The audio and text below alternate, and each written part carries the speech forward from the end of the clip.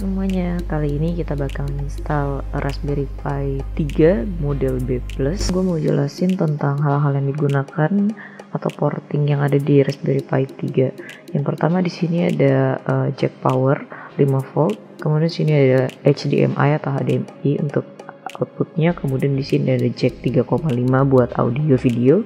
Selanjutnya di sini ada Ethernet cable, dan di sini ada port USB, ada 4 colokan. Kemudian ada pin GPIO yang bisa digunakan. Selain itu kita butuh micro SD untuk bootingnya. Gue saranin sih kalau bisa yang kelas 10, itu akan lebih cepat ya prosesnya. Selain itu untuk masukin bootingnya kita butuh card reader ini yang bisa dicolokin ke PC atau laptop kalian. Langsung aja ya, kita cari pertama di Google, tulis Raspberry Pi 3 model B+. Nah, kemudian kita bakal masuk ke official website-nya si Raspberry ini. Nah, di sini ada keterangannya tentang core-nya, yaitu quad-core dengan 64 bit, kemudian memiliki fitur Wi-Fi. Jadi kita nggak perlu menggunakan external dongle seperti misalnya di Raspberry Pi 2. Oke, selanjutnya kita langsung tulis aja Raspberry Pi download. Nah, di sini kita mau download OS-nya. Nah, di sini kita akan download Raspbian atau Raspberry Pi OS sekarang namanya. Di sini ada 3 pilihan OS yang bisa kita gunakan atau kita bisa download. Yang pertama adalah desktop recommended software, kemudian dengan desktop, dan ada yang light-nya. Tentunya kalau desktop itu kalau kalian punya monitor ya. Kalau yang light itu bener-bener kalian cuman menggunakan command line aja atau terminal. Nah, ada hal-hal lain yang perlu kalian download juga dan install. Misalnya seperti ini, SD card formatter.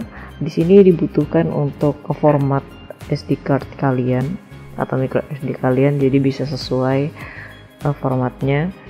Nah, di sini bisa langsung download aja dan ini free.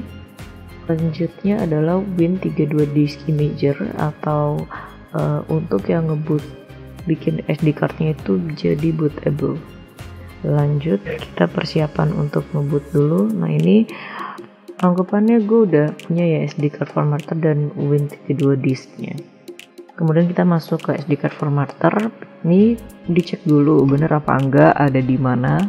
Kalau di gue sini ada di G. Nah, di sini tuh gue ada bekas bootan dari yang sebelumnya. Ini harus di format dulu untuk bener-bener ngosongin. Ini tinggal ditunggu. Oke, ada tulisannya katanya udah siap dan formatnya udah selesai. Ada keterangan-keterangan dari formatting SD cardnya. Oke, selanjutnya kita akan buka Win32 Disk Imager. Ini untuk buat SD card-nya jadi bootable.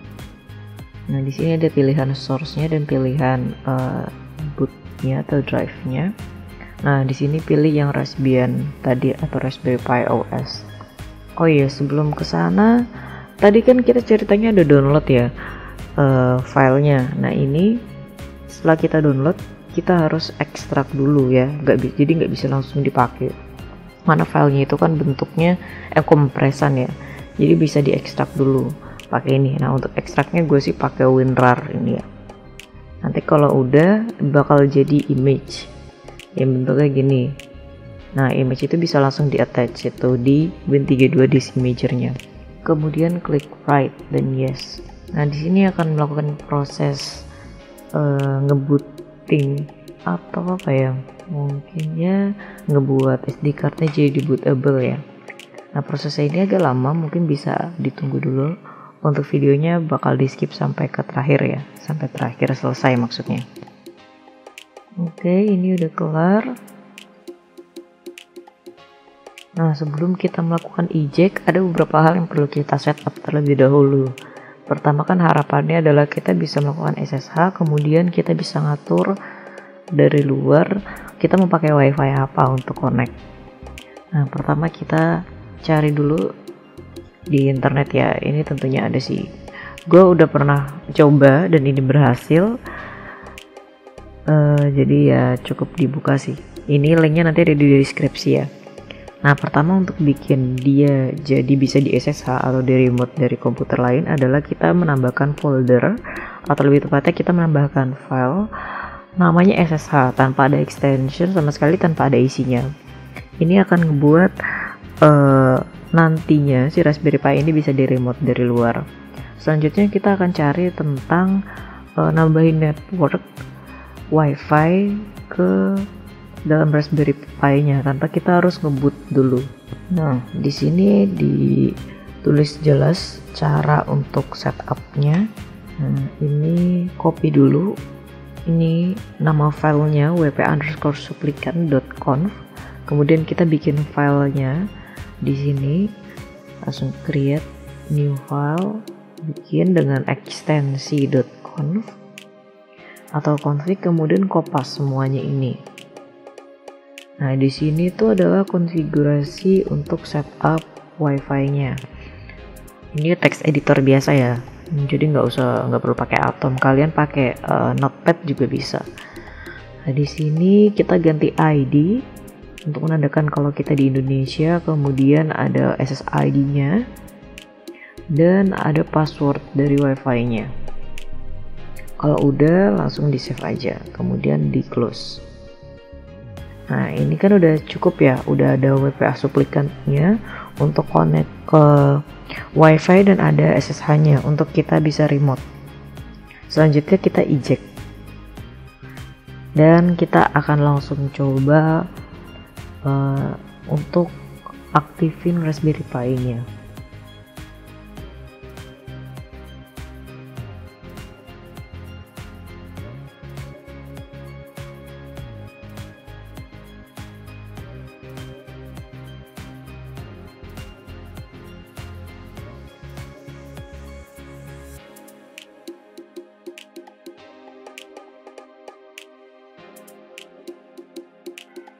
Nah, setelah dicolokin itu nanti bakal keluar indikatornya ya. Di sini ada 2 indikator, warna hijau sama warna merah sebenarnya. Tapi mungkin dari kamera ini nggak kelihatan ya yang warna merahnya. Nah, yang hijau itu menandakan kalau dia tuh lagi melakukan sebuah proses. Sedangkan yang merahnya ya, menurut gue sih pasti akan nyala ya. Nah, selanjutnya kita butuh IP lokalnya si Raspberry Pi ini untuk bisa SSH ke dia. Nah, kita perlu ngambil dari router gateway-nya.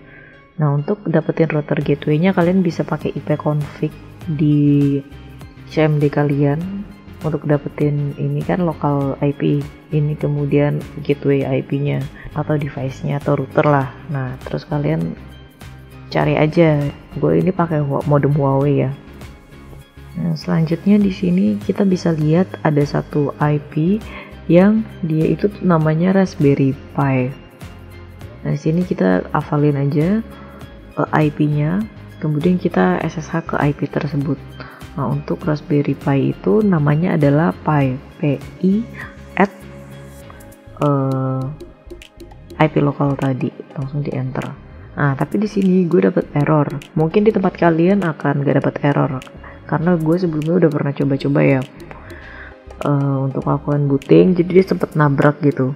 Nah, kalau misalnya kalian gak dapet error, kalian bisa skip bagian ini dan kalian akan langsung tersambung ke Raspberry Pi-nya.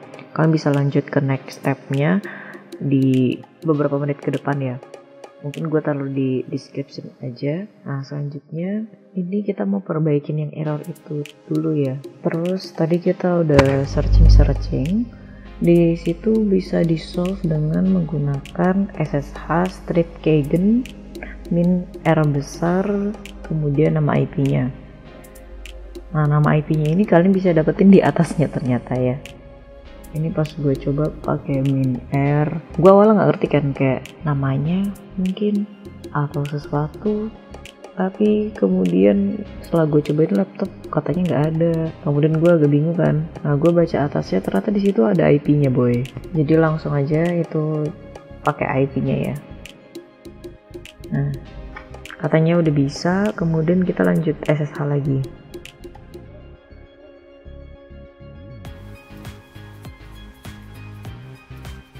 Oke, yes. Nah, kita udah bisa masuk. Sekarang ketika kita udah bisa masuk bisa remote ke sini, Raspberry Pi-nya, kita sekarang perlu untuk bikin IP-nya jadi static, biar kalau misalnya sewaktu-waktu kita nggak perlu ngecek lagi ke router gateway-nya berapa IP-nya. Kita bikin static dulu ya. Nah, pakai ini nanti gue taruh di description ya untuk linknya.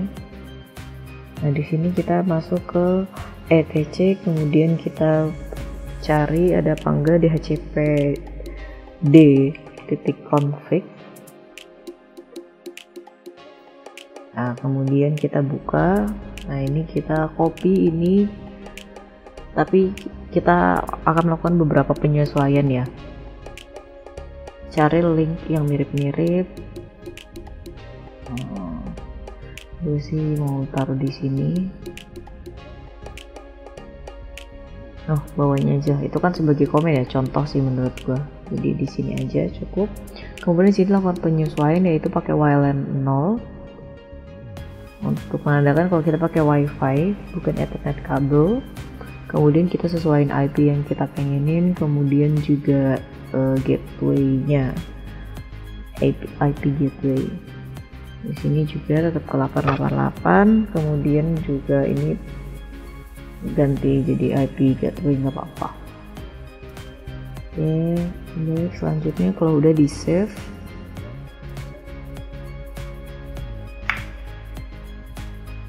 kalau misalnya udah lagi saatnya kita nyoba itu berhasil atau enggak. Coba kita reboot dulu, pakai sudo reboot.